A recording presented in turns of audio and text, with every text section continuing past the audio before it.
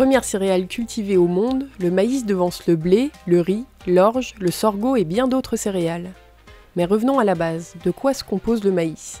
La plante comporte une tige et un ou plusieurs épis, eux-mêmes composés d'une rafle et de grains.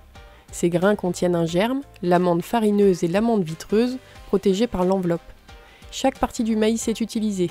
La tige et les grains pour l'alimentation animale, la rafle pour l'isolation des bâtiments et habitations, et comme source d'énergie de chauffage, et les grains pour une multitude d'aliments et produits de notre quotidien.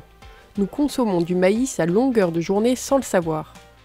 La farine, l'huile, l'amidon et le glucose, extraits des grains, rentrent dans la composition entre autres des cornflakes, sirops, confitures, compotes, sauces, bouillons, glaces, polenta, tortillas, chips mexicaines, pots pour bébés, plats préparés, biscuits salés et sucrés, pop-corn, huile de cuisson, boissons diverses, gin, whisky, bourbon, bière, mais aussi dans la composition du papier, des cartons ondulés, des tableaux de bord et autres accessoires automobiles, de la peinture, de la colle, jouets pour enfants, mousse à raser, dentifrice, gel pour les cheveux, gants chirurgicaux, médicaments, gélules, couches pour bébé, crème cosmétique et encore détergents anticalcaires, lessive, sacs de course, sacs à sapin et même éthanol pour intégration dans les biocarburants.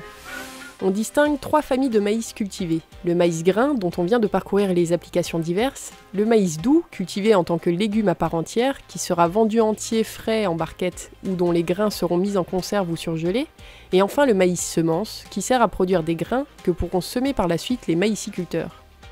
À l'échelle de la France, le blé dépasse le maïs en surface cultivée, malgré tout notre pays arrive en tête des pays de l'Union européenne en volume de maïs grain produit. Nous sommes leaders européens en production de semences et même premier exportateur mondial de maïs semences. Enfin, l'Hexagone est le deuxième producteur et deuxième exportateur européen de maïs doux.